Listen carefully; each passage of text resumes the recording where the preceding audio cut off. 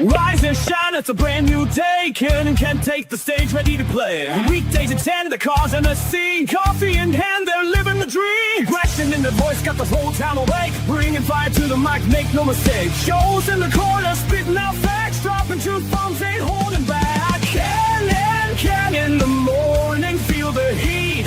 From 10 a.m. CST, can take a seat. We live and loud, that break in the mind.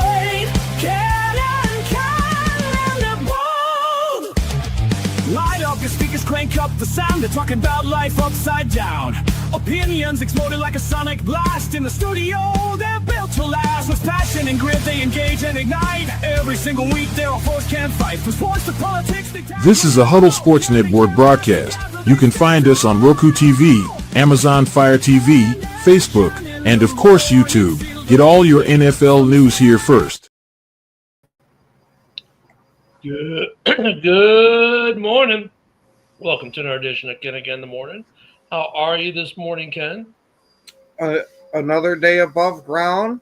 Air's going in and out of my lungs, so I don't get to bitch. That's an interesting way of putting it. Very interesting. Can you believe it's already Thursday? Yeah. The week has gone by kind of fast, but kind of slow at the same time for me, so it feels like Gatill's Day to me. Man, like bye week almost over. It's gone quick, and no big signings that I saw last night. Did you see any signings yesterday? No.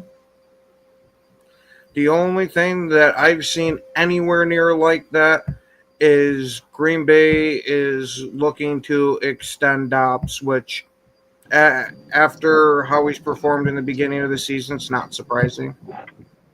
Oh, and for people, I don't understand why the show got named Halas Hall Report this morning on your feeds. That's a StreamYard issue. That's what I was wondering, because I'm sitting there going through, I'm like, this isn't the right studio. I'm looking through it. I'm like, oh, it's got to be. It's the right studio. It's just I don't know how that happened.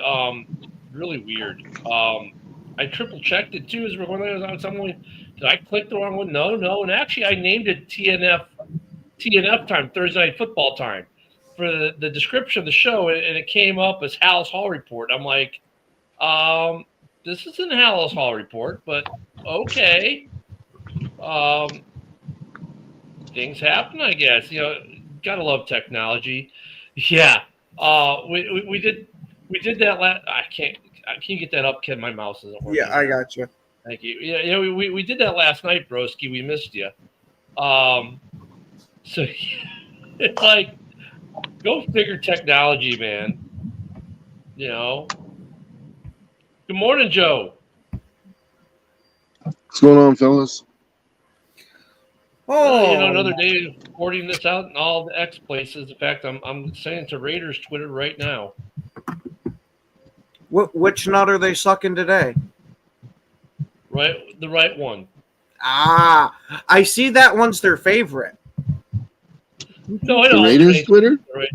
No, yeah, I Kansas think City sucking the nut. yeah, I think I tell them that KC sucks either your right or left nut. You know. They got a big game on Monday night.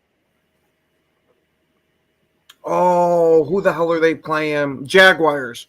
Yeah, I actually think the Jaguars might sneak this one out. I would not be surprised because KC is losing that battle with Father Time. Mm-hmm. Kind of like Joe Flacco. That's not losing. That's lost. Yeah. Mm-hmm. Yeah, I think they're about done there in the AFC West. AFC West has actually been a really good division this year. Yeah. Good football. The Chargers now look vulnerable. I don't think the Chargers lose 2 weeks in a row. I think they just had a bad game against the Giants. I think they kind of got a little bit trap gamed. The Giants also, the rookie, they're kind of on a different little emotional high. That did not look like the Chargers that we've seen to start this year. I think the Chargers rebound. Now, granted, the Chargers have some big injuries, right, on the O line. That affected them. So, but Harbaugh's a good coach, man. I don't see that stuff standing 2 weeks in a row for them. I just don't. Case, I mean, yeah, Chargers are doing well. The Broncos, I mean, they were the overachievers last year. They're kind of middle of the road for me overall. The Raiders are improving, as long as Max Crosby's there at least. Yeah, I don't know. They got some good football going out there in the AFC West. Actually, the West in general has been interesting because like Arizona with their record and Seattle, and I mean, really, that division is playing some good football too.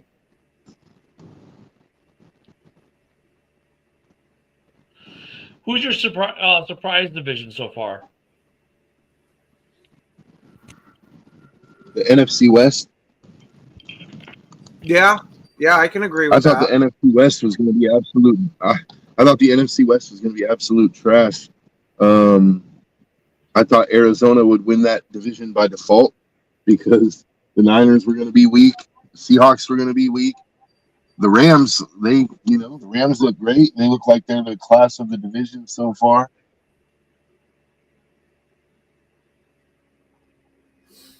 But it's because the rest of the division hasn't really played as great as competition as the Rams that they look good, maybe.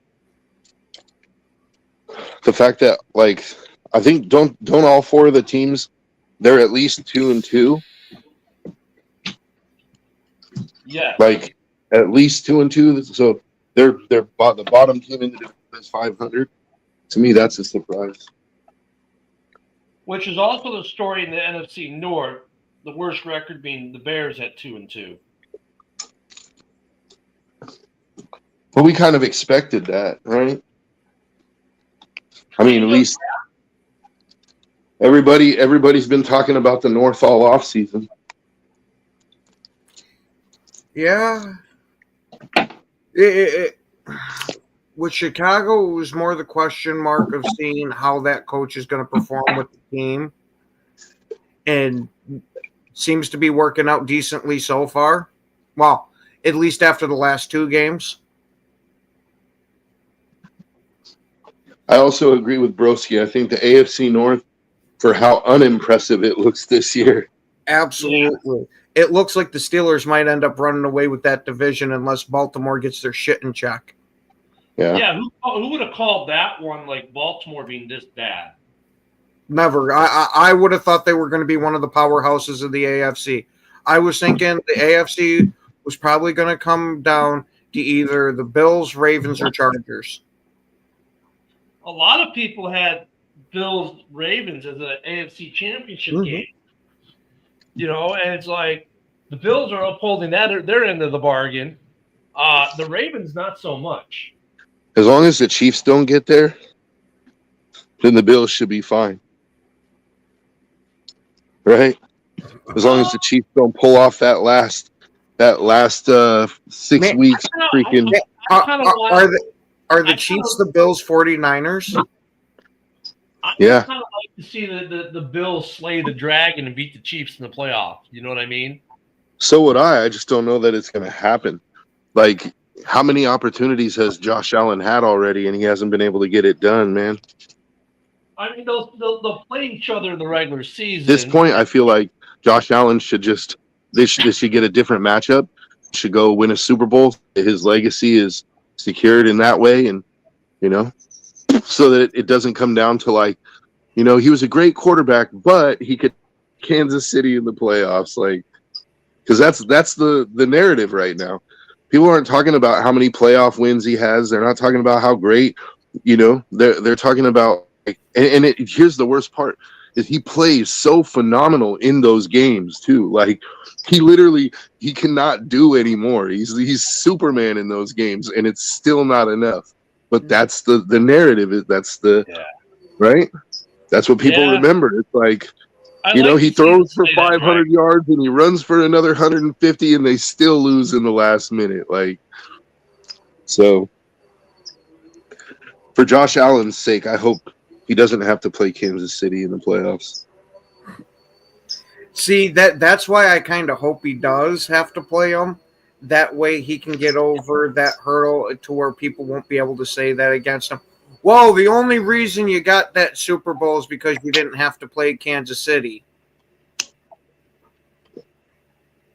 Because Josh Allen's a damn good quarterback, and I'd hate for that to be the narrative about him. You know what?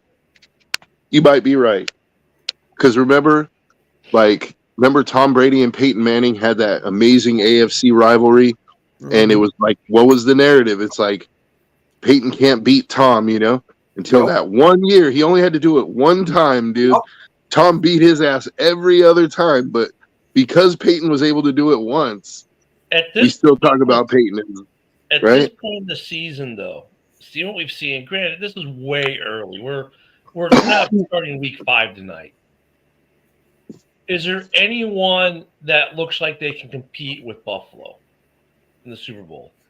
I would say yes, just for the whole fact of Buffalo has a weakness on defense. You can put points up on that team. It's now comes down to the fact of, can you stop Josh Allen? I think several teams would would make an interesting Super Bowl with Buffalo. Like if the Rams could find their way to the Super Bowl. Not interesting. I'm looking for, who do you think could actually beat Buffalo in the Super Bowl? By interesting, that's what I mean. Is I'm not automatically picking Buffalo. Like I think the Rams are interesting. I think the Eagles could definitely beat Buffalo. But the Buffalo could probably beat the Eagles too. So I think that would be an interesting Super Bowl. Let's see. I wouldn't mind seeing the Bucks, to be honest with you. I think the Bucks, that would be an offensive shootout, dude. Yeah, but do they have the defense to at least get one stop on them? I don't know.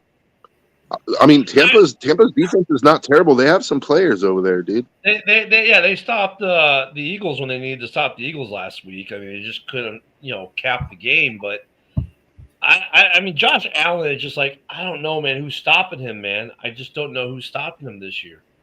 I mean, it's a long season, but at this point, it's hard to find a quarterback as dynamic as him right now. He does everything. With how many points the Lions are putting up every week, maybe the Lions. The Lions are right back where they were last year. They had their little week 1 faux pas, okay, let's get our acts together. No, we can't really do this. No, guys, we got to talk like this. They had their communication line woes where they were trying to figure it out. I get it. They don't play in the preseason. We all know that. And then the Bears game, they started to put it together. And then they did put it together in the second half of that game, especially. And from that point forward, no one's been touching them. Since the second half of week 2, they've been just. I was going to say Miami played them very damn close. And it's not like Miami's out here some powerhouse. Miami? Miami? Yeah, when you watch that game, all the way until they had the roughing the kicker penalty and then that pick. I didn't know Miami played the Lions. Yeah, when did they play Miami? Well, I thought maybe it was the Jets. I thought it was Miami. No, it wasn't that. Look, the Lions lost to the Packers in week 1. They beat the Bears 52-21 in week 2. Coming in before the Tesla catch, it was 21-14, and actually a pretty close game after the Tesla catch. I thought you were talking about Buffalo. No, then they steamrolled the Ravens. They steamrolled the Browns. They're about to steamroll the Bengals, and then they're going to steamroll the Chiefs in week 6 probably. Their next tough game isn't until week 7 against the Buccaneers, and then they go on a bye. Okay, I thought you were talking about Buffalo, not Detroit. No, I think that's going to be a good game. Bucks and Lions. I think that's going to be a good game. Yeah, that's going to be a good game at that point. But I mean, right now, can I go ahead and take 1 second here? I don't normally do this. I'm usually pretty unapologetic, but I was pretty vocal about the fact that after that Packers game that I felt like the Lions window had been nailed shut, and let's just say they pulled the nails out. Right? I'm not going to say it's wide open, but they pulled the nails out at least. So, Well, I was going to my say, apologies, Lions fans. don't forget too how we keep constantly hearing it's still early in the season, anything can happen. So Right. your prediction could be proven right by the end. Yeah, a great Packer argument there, because now we're getting to that point of the season where we know people. Week one is look. We've gone through 4 weeks. Now we're starting to see what teams are. Week one is like preseason. We're starting. Look at the Lions are becoming the Lions again. We're starting to see what they are. Yes, all these games are going to be close. For that part, you're right. But we know what these teams are now, or at least we're starting to get a better sight picture. Week 1 and 2. You're trying to figure out what these teams are going to be. Week 3 and 4 and 5 and 6, the identities come out. By week 7, we know what they are. And minus injury, we kind of have an idea. But week 1 was a blip for them. It was getting the under their feet under them with the new coordinators. There you go. And the new offensive line and the Bears game. Like I said, the first half was kind of close. In the second half, they blew it open after the Tesla call, where he was out of bounds, which he wasn't, but whatever. From that point, they launched. And they're not going to – the Bengals aren't going to slow them down. I don't think – I was going to say the Bengals are barely even considered a professional football team with how many people are missing. And I don't think the Chiefs are going to slow them down at all. I think their next big step is the Buccaneers at home. And really, Baker can beat them at home. He's done it. But the bigger point is the Lions are back to what they were last year, which the rest of the North is not. The Packers are – they got to get the special teams under control and figure out what to do with this offensive line. I was just going to say that they're interesting. But they have, something they're not used to, injury issues on the line in mass, but they got the bye week to get a little healthy.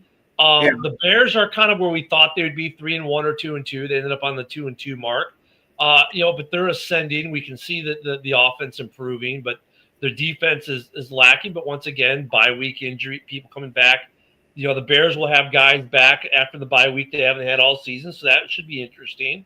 And the Vikings are kind of a quandary. They're not the team they were last year. That's what I was going to say, too. Is there a big question mark right now? You're getting up and down performances from them.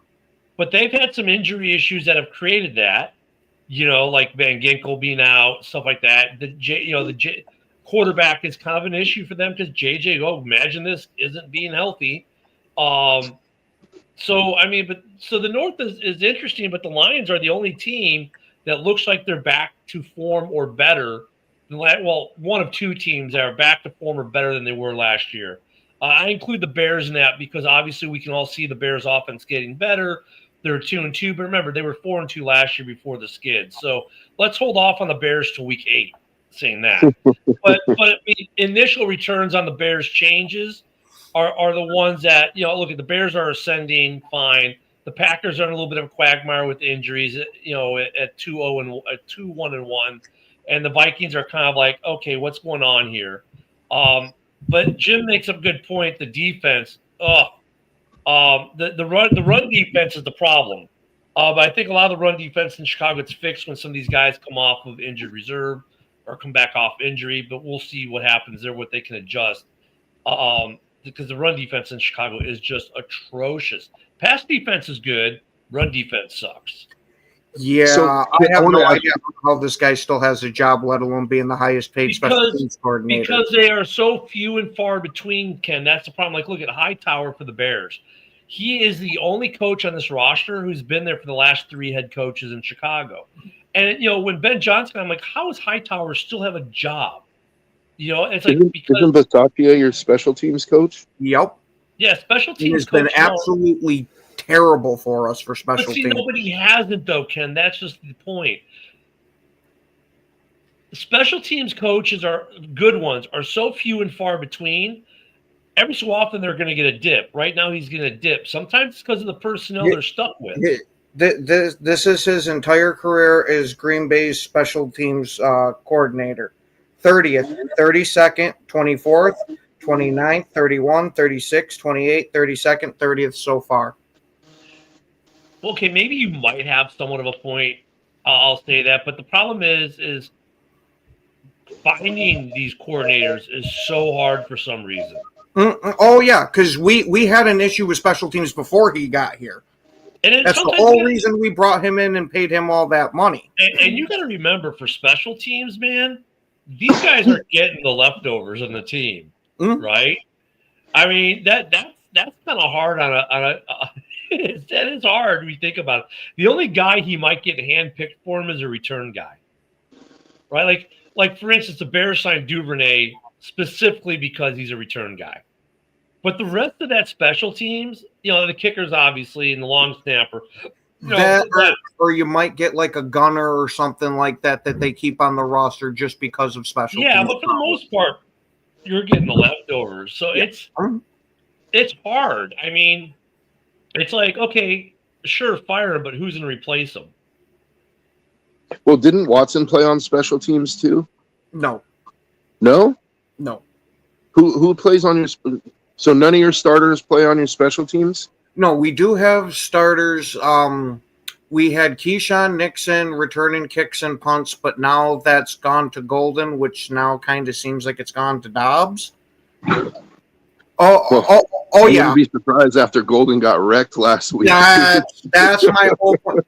I didn't want him back there to start with for that whole reason. Now, Savion Williams, since he's a big guy and actually has some muscle to him and all that, I have no problem sending him back there, because if he gets hit like that, I don't worry that, oh my God, he's going to get broken. It's going to be, wow, he's going to have to sit and take a rest for a minute. But when you look at especially that spin move was ill advised. with the field goal teams, though, look at the Raiders game, the breakdown and the protection that let the gunner, if you will, go straight to the kicker. That's a problem with guys that maybe aren't normally special teamers that get thrown in there because of injury. And I think Green Bay's gotten some of that. You had so many injuries, guys who would normally be doing protections in a practice, those protections aren't there, and now you got new guys who just don't get it yet. And I think that becomes part of the problem. But you go. What? I don't know. I have no idea.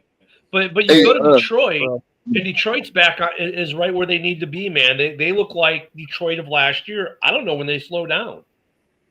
I don't know when. I wanted to ask Ken, how did the Packers start last year through the first 8 games? What was their record after 8 games? Relatively slow in the beginning. Because I think that what you're starting to see is kind of a trend. Yeah, absolutely. Jordan Love, it's like the Packers seem to be slow starters, and then they finish strong. So I'm not really worried about the Packers at this point being 2-1-1. Even if they're 500 after 8 games, I'm not really worried about them. Oh, they're going to be. They're going to be, because they're going to bye this week. Then they get the Bungles, right? So basically, they got another bye. Then they get the Cardinals. That game could be interesting, possibly, but I doubt it. Then their next test is when they go to Pittsburgh in week 8. And then they get the Panthers, which I thought that was week 10. No, week 8. Week 9, they get the Panthers. Week 10, they get the Eagles. There's their second test between now and week 10. And then it gets interesting, because then you get the Giants, and who knows what they're going to be. Then you get the Vikings, Lions, Bears, Broncos, Bears, Ravens, Vikings. So they get a little bit of a break there if the Ravens are still ass at week 17. But kind of like the Bears really should win their next 5. Right? They should at least win 4 of their next 5. And if the Bears do that, they're in good shape. Well, kind of the same thing for Green Bay. They're getting into an easy part of their schedule. So yeah, I don't know. I was just gonna say, it sounds like Green Bay's got a cupcake of a schedule, dude. They do have. I mean, if you think about it, it didn't look that way at first, but because now the Bengals are what they are. Yeah, the Cardinals could be an interesting game. The Steelers could be an interesting game. The Panthers, they should win. Eagles will be tough. Giants now look to be interesting because of the defense side of it. We'll see how the offense progresses. Then you get a Vikings team. We'll see where they're at. Then the Lions, the Bears, the Broncos, the Bears, the Ravens. Week 17. Who knows if the Ravens are even playing for anything at that point. And week 18, they close the Vikings. Once again, who knows if they're even playing for anything? Conversely, if you look at the Bears' schedule, they get the Commanders, which they should beat the Commanders coming off Monday Night Football. Then the Saints. Yeah, then but the Ravens. Daniels is going to be back for this game. You want to talk about cake. They get the Commanders, but that's not cake. But after the Commanders, the Saints, the Ravens, and the Bengals. That should be 3 wins right there. Then they get the Giants. So if their next 5 games, if they can go 4-1 or 5-0, they're good. Then you get the Giants. That's interesting. Then you get the Vikings, Steelers, Eagles, Packers, Browns, Packers, Niners, Lions. So this is the easy part of their schedule coming up. So they need to go 4-1 or 5-0 because then it toughens up. So it's going to be. Yeah, Eric, something's up with the StreamYard because if you notice, it says Halas Hall report, which I did not input that in there. In fact, I said TNF football time, and somehow Thursday night football time got translated by StreamYard into Halas Hall report. Go figure. So that's going to be interesting. The Giants are going to struggle without Neighbors, yes, Fred, but that defense is still that defense. So barring injury or trades, and the Giants won without Neighbors for the majority of that game this week. So they'll find a way. So, I mean, and Jim, your tough schedule doesn't look that tough. I mean, we all thought the Bengals were going to be tough this year. We all thought that the Ravens were going to be tough this year. They're not. The toughest team, the Browns are tough defensively. But as long as their offense keeps playing like they did against Detroit, they're not that tough. Well, since they made it change at quarterback, who knows what you're going to get out of the Browns offensively right now. That's going to take a few weeks to figure it out. Oh, yeah, Fred, especially with their defense being what it is right now. If their defense is still what it is today, the Bears could definitely beat the Ravens. I'm not scared of the Ravens anymore. And Lamar's out, too, right now for some time. We'll see if Lamar's even playing. No one in the North should be afraid of the Ravens right now. In fact, no one in the NFL should be afraid of the Ravens right now. You know what? Roquan's out, 4 to 8? Their defense is in shambles. Their offense isn't producing. Henry fumbles the ball more than anything right now. I mean, honestly, who's afraid of the Ravens? I mean, Fred, really, look at what's going on. The only thing that I would be worried about is if you get one of those games where they just happen to play up to what their potential is and they have it to where they end up smoking somebody. I'm more worried of it being a trap game right now than I am that. I think the Ravens could beat the Raiders right now. Their defense, man, Gino would have a good day. That's what you think. Oh, yeah. So, Eric, last night I asked you the question on Red Zone before I had the bounce. So, Bear fan Mike said Thibodeau to the Bears for DJ Moore and a 6th-round pick. What do you think? I think that sounds like a fair trade. I wouldn't give up Thibodeau. Here's the thing, but and this was more the extra point on that, Eric, is do you even think the Giants would entertain trading Thibodeau at this point? That's the bigger question for me. That's what I think. Yes, they have a massive need at receiver right now, but if I'm the Giants, I don't want to mess with that defensive front. That's what's going to win you games. Yeah, Eric, it's not a rumor. It was an idea by Bear fan Mike. But you also got to think, Ken. So Thibodeau. let's be honest here. Thibodeau hasn't really achieved what the Giants would have expected from him. He's not a bad player, but he hasn't turned into a game wrecker. And they drafted Abdul Carter, and Abdul Carter is supposed to be that game wrecker. And they still have Brian Burns. So Thibodeau is kind of based on Abdul Carter's development. Thibodeau is kind of expendable at this point. I understand wanting to keep him because you can get Thibodeau, Burns, and Abdul Carter on the field at the same time. I definitely understand that.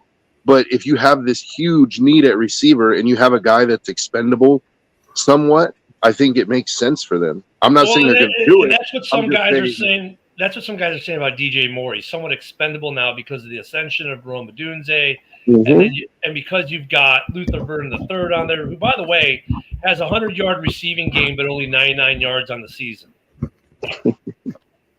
because he had -2 yards last game. Yeah, I know. It's one of those you have to look at and go, wait a minute, how does he have a 100-yard game but only has 99 yards on the season because he went negative last week? And Jim, I said 4-1 over the next 5. I know you're Lions fans, so of course you can't see it. I mean, I get that. I mean, but that makes Eric. I mean, it's an interesting thing. Now, here's the problem though, too, with that, as far as Thibodeau and DJ Moore for the respective teams. I don't know if removing those guys from their teams gets you the desired effect, because DJ Moore being on the field does make an impact. Yeah, he's not getting the catches because Rome is. But guess what? He still draws coverages. His locker room presence is still there. There's other things that go on besides just that straight up, how many receptions, how many targets. For Thibodeau, how many reps on the field. I mean, they're both still integral to their teams to a certain – it could be mutually beneficial, though, because they're both good locker room guys, so that piece kind of may be fine. But I don't know. It's interesting. Eric, that's it. I am taking away your Packer G, and all you're running around with is that New York Giants G. You want to help the Bears get better? What does the matter with you? Hey, because he's going to help the Giants. That's what. That as much sense as that trade makes, I could see. Well, I could see, but I'm going to propose a 3-way trade that would actually make a lot of sense too. So, the Bears, DJ Moore goes to New York. New York sends a 2nd-round pick to Cincinnati, and Cincinnati sends Trey Hendrickson to the Bears. Joe, you can get off the show now. Joe, you know what, Joe? I here's the funny thing. I'm not against that. However, I think the Bears I would be better with the Bears just giving up their 2nd-round pick straight up for him. Anyways, for Trey Hendrickson. Now that trade may work better though, because they'll feel that, hey, well, we're getting a better pick. This New York's versus Chicago's, so that makes the deal sweeter for Cincy. But honestly, I think if the Bears, I don't know if that's the answer, the solve for the Bears' run defense issue right now. I would think they would just give up a 2nd-round pick for him straight up and not and keep DJ Moore. But that would be interesting. Yeah, Eric, but your G now has the letters to spell out men after it. You are now a G man, and you ain't a Packer backer no more, man. I mean, that would be interesting, though. And the question I think we all have about Cincinnati is, at what point do they start selling? And I think there are 2 guys who are going to be sold.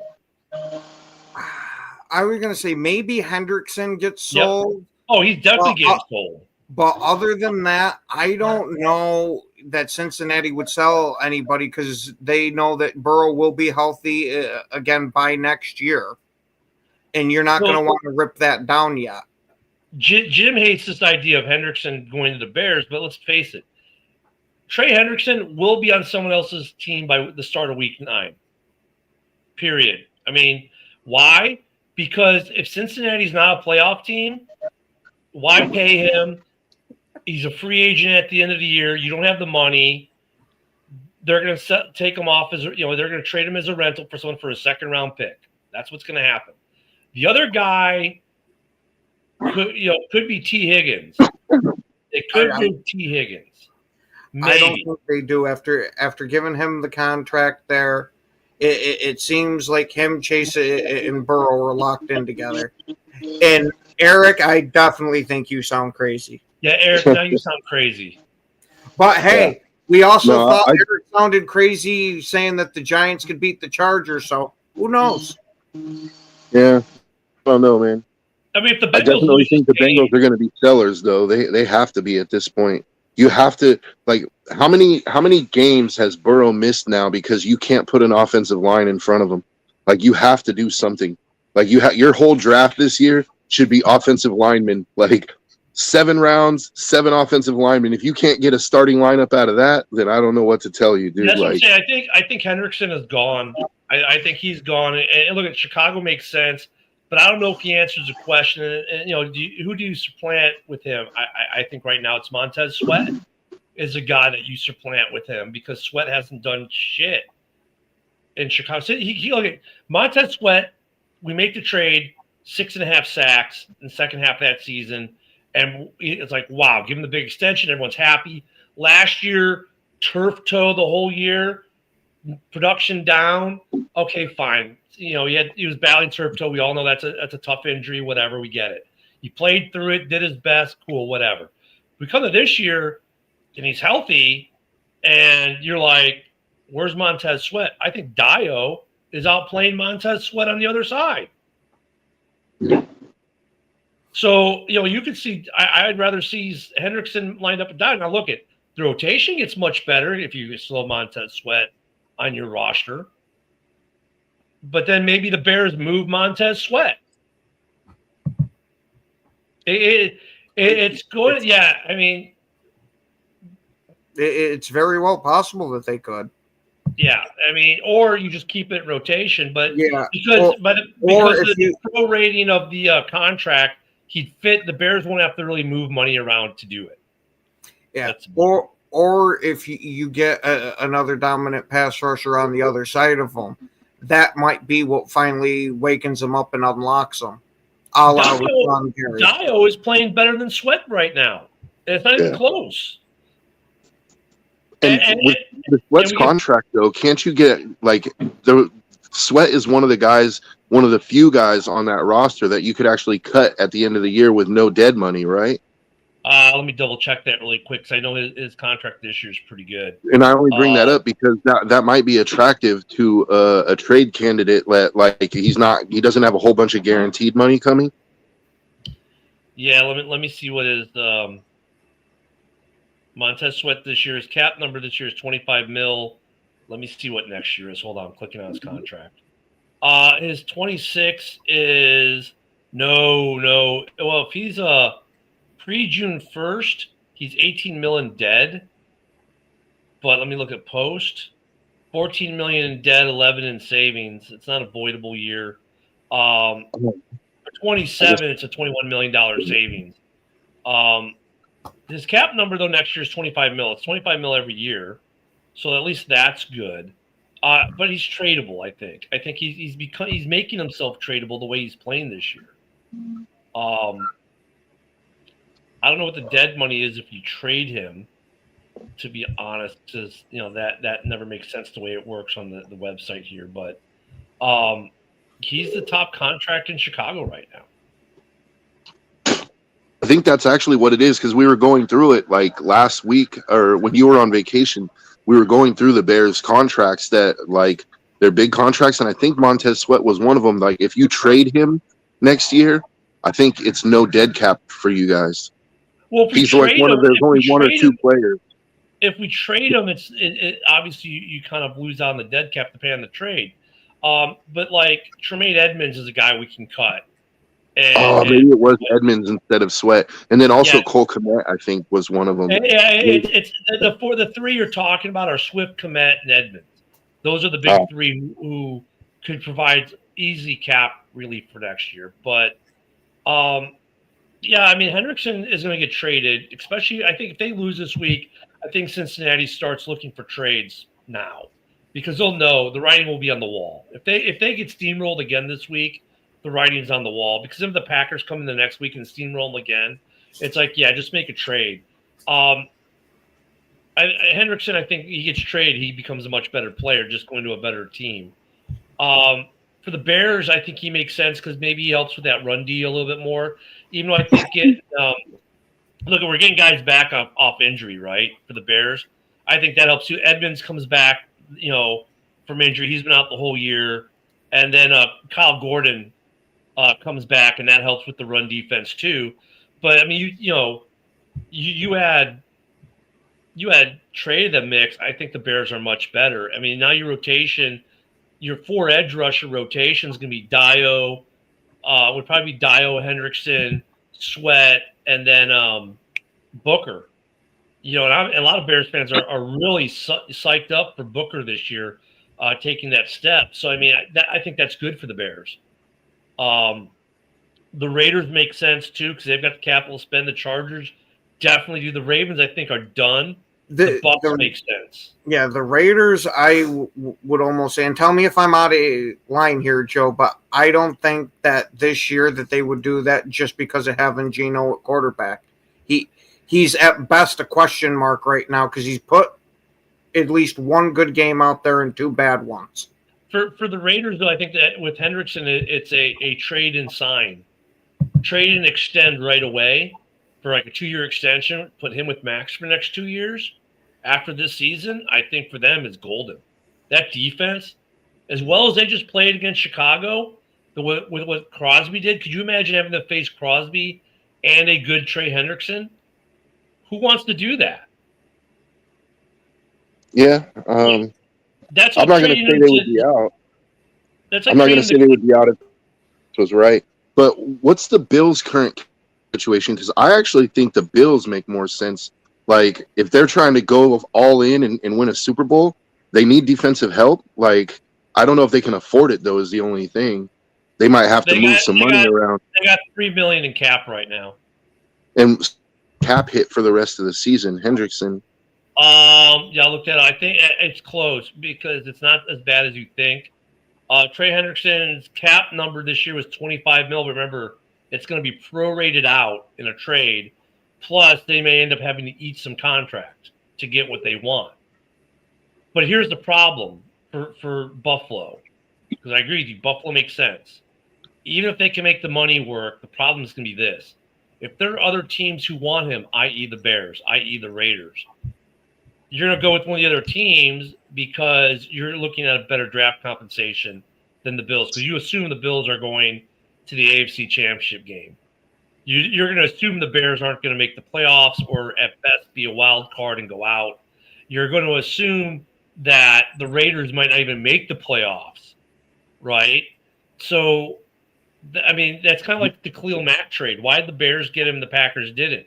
Because the Raiders figured the Bears would give them a better draft pick in return because their record wouldn't be as good. Now, it didn't work out that way for the Raiders that year. The Bears win the division. But, I mean, if it's coming between the Bills and another playoff team, the Bills are people are already penciling the Bills in for the AFC Championship game. No one's doing that with the Bears. No one's doing that with the Packers. No one's doing that with the Lions. They might be penciling them in for the NFC Championship game. But they might go with the better compensation. But here, okay, so here, let me counter that real quick, because I agree with you. Like, they don't really want a bidding war. But if you're the Bills and you're this close, right? You've made the AFC title game a couple times, but you can't get over the hump, and you really believe that this piece could help put you over the top, I'll give them next year's first because it's going to be damn near a second anyway. And I don't think the Raiders or the Bears are going to give up a first because they're, like you said, their first is going to be, in middle of the round. Maybe the Raiders, it might be a top 10 pick. Who knows? Like, so if I'm the Bills, I say fuck that first round pick. Like, go all in. If you're really serious about winning the Super Bowl, go all in, dude. Make the money work, and see what happens. The Colts are, Eric. Yeah, that the Colts is another one that makes sense. That makes sense. And let me check their money real quick. I think they're good on money. I don't think money's going to be an issue for them. There we go. I'm like, where are the Colts? And I'm on it right there. Colts have $4 million. Once again, Crosby doesn't want to leave, though, Warren. That's the thing. Crosby wants to stay. Well, he also said he didn't want to be a part of another rebuild. And you think with what's going on with Geno, you think there's got to be a rebuild somewhere in there, at least at quarterback. Well, at quarterback, but that's not a rebuild. I think they started kind of a soft rebuild this year, and Crosby just signed an extension. Like, he just signed a 4-year extension. So I don't see him leaving. But if honestly, like, I'm getting to the point where I kind of agree a little bit. Like, I like Max Crosby so much as a player. that I would be willing to let him go to a team where he could go win a Super Bowl because he deserves it. He's busted his ass. I don't think he's even expressed the desire to leave, though. Like, every time you hear him, he's like, I'm Raider to the core. That's what I'm saying. He wants to be a Raider for life. But, Yeah, if it becomes obvious that we're not going to win a Super Bowl in his career, like I wouldn't be opposed to trading him and let him go somewhere where he could get a ring. No, He deserves it. There's some other possibilities for a guy like Trey Hendrickson. Right now, the only team I can think of right now that has a player that we know will probably get sold is Cincinnati. And Trey Hendrickson is the obvious one because of the contract situation.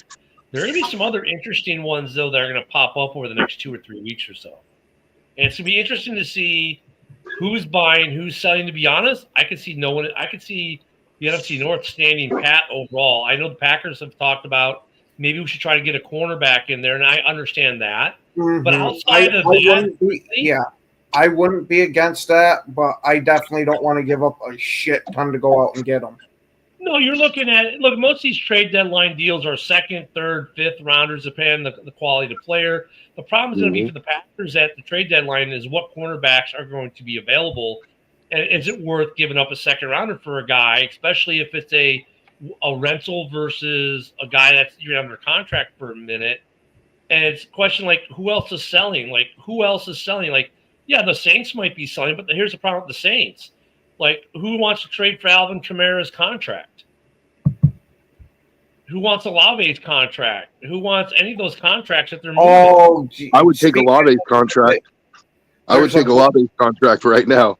He's on a rookie deal. A bunch of Packer fans that are all over wanting Olave. Well, let me back up on Olave because they'll probably he's on the rookie. But like, okay, Kamara, who wants that contract? Nobody. I mean, next year Alvin. This year's not bad. It's $10 million, but you know what next year's contract is on him? Anyone want to take a guess? What his cap hit next year is? 18.5. 18.5 next year. So no one wants Kamara's contract. Cam Jordan, Cam Jordan next year, 18.7. Tyson Hill next year, 13.7. Eric McCoy, 17.6. DeMario Davis, 14.2. Chase Young, $20 million next year. Carl Granderson, $18 million. Olave, $15 million, but he's going nowhere. I mean, they've got some contract issues that, and look at, by the way, Tyson Hill, if you cut him, 0 dead cap, 0 savings. Cam Jordan, 0 savings if you cut him. Davis, 0 savings if you were to cut him. The dead caps on all these guys are massive. So, like, yeah, sure. I mean, if you've got tons of cap room for next year, and the Saints got to do something. They're negative $15 million already for next year. And that's with only 43 guys on the active roster. So it's amazing they have $8 million in cap space this year. But you know what's crazy is they're going to get rid of all those guys that you just mentioned for 0 savings. So they're going to lose any decent players that they have, get no cap space for it, and then still start their rebuild. Like all they did was put off their rebuild another year, and like they should have been in year 2 of their rebuild already. Yep. Yeah. The other guy we got to talk about obviously is Kirk Cousins. So let's look at him. Kirk Cousins' his cap number this year is $40 million.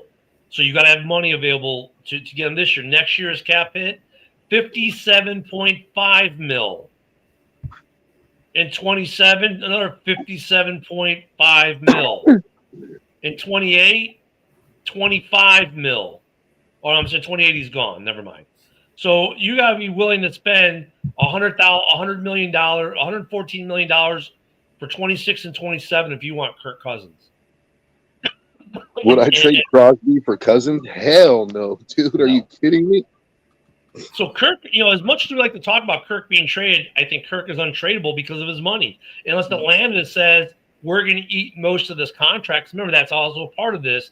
You could eat part of the contract, but man, I might consider like Crosby. I might consider Crosby and maybe another pick for like Joe Burrow.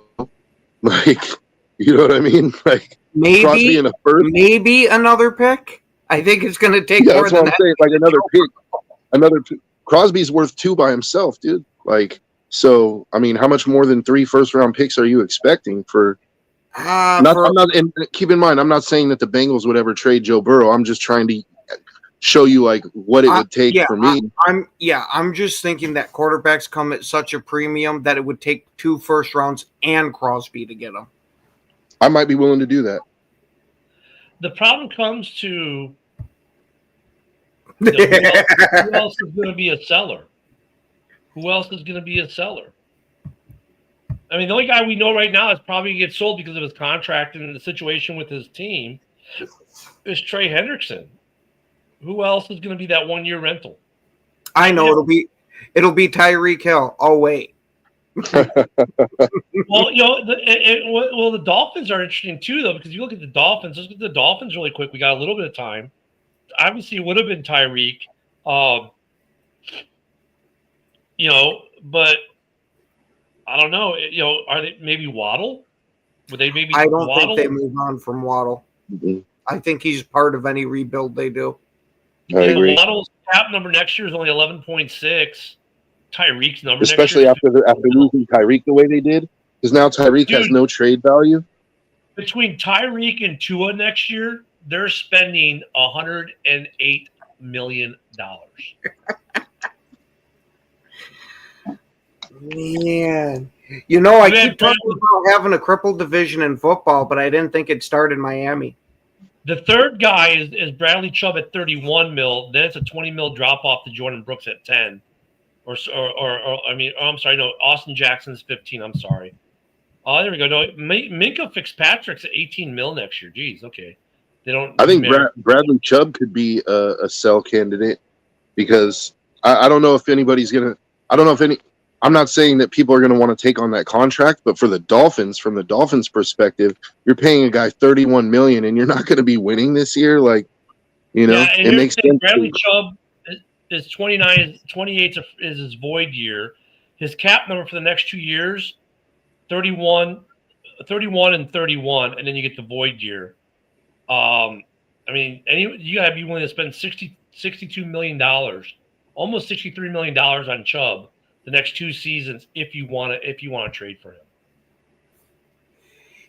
Eric, there's a good possibility that could happen, but not Garrett Wilson. I think he's like Waddle, that he's going to be the one that stays out of anybody. Yeah, and they're not going to trade Quentin Williams, and they're not going to. There's a couple guys with that team they're just not going to trade. Hall, they're not going to trade any of those guys. No, none of those guys. See, that's the other problem. We look at teams with bad records, like, okay, they should be sellers, but they don't have anything worth selling that you want per se. Like, or if they do, it's a pillar of the franchise type of thing to where they're not going to move on them even if they are trash. And look, we saw this with the Bears, and I think Bears fans kind of forget this. The rest of the league forgets this. When the Bears, everyone said the Bears were going to be sellers, they were buyers. It's reversed now. Some of these bad teams, when they're bad, they're buying for the future. Like we bought, right, Montez Sweat when everyone thought we should be selling. We went out and got Montez Sweat, right?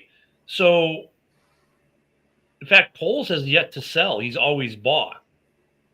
So the mindset of these GMs has somewhat changed. The only reason you sell now is if you got a guy like Trey Hendrickson, you're not going to sign the next year, and you're not going to the playoffs this year.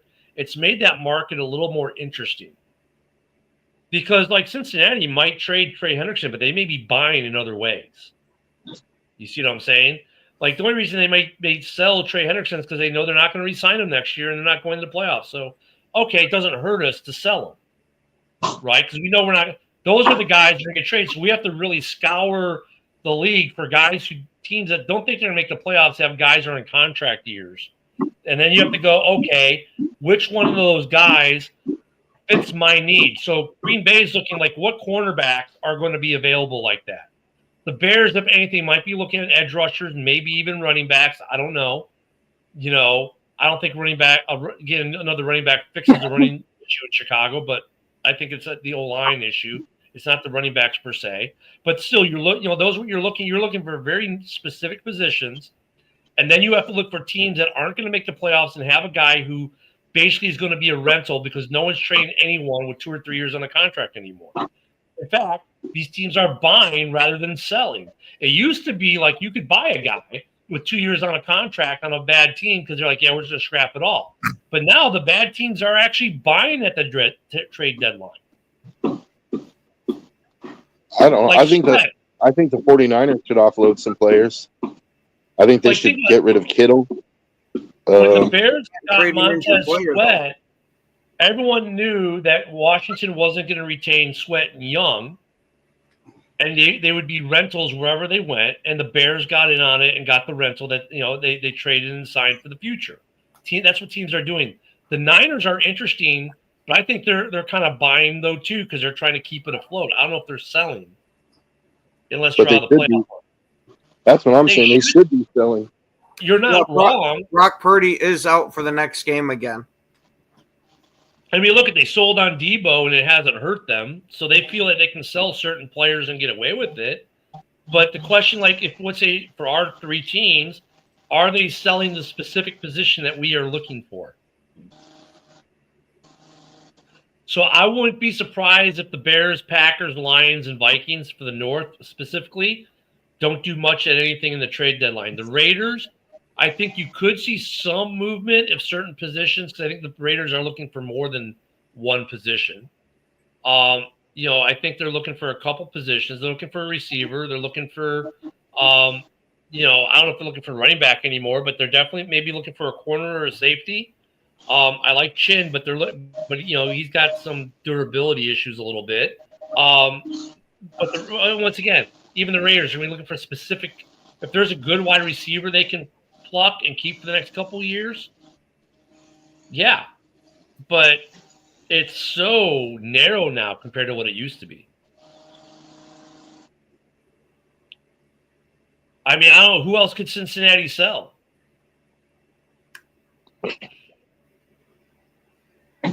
Aside from the people that we know they won't sell, because they could sell Jamar Chase right now, but they're not going to. Like, right, that's what I'm saying. Like, they could sell T. Higgins right now, but no, they're not going to. Right, anyone that's under contract for the next 2 or 3 years, they're probably not selling. Even they're the only reason we're mentioning Trey Hendrickson is because he's under contract after this year. T. Higgins they just got the extension on him. Let me see if Orlando Brown is under contract next year or not. Once again, though, you're talking about a left. Orlando Brown's under contract. Brown could be interesting because next, it's not a void year, but he's under contract for the next 2 seasons, and he's a little bit older. But at left tackle, and they're not trying to lose a left tackle. I was going to say they need to add to that offensive line. You really look. I mean, yeah.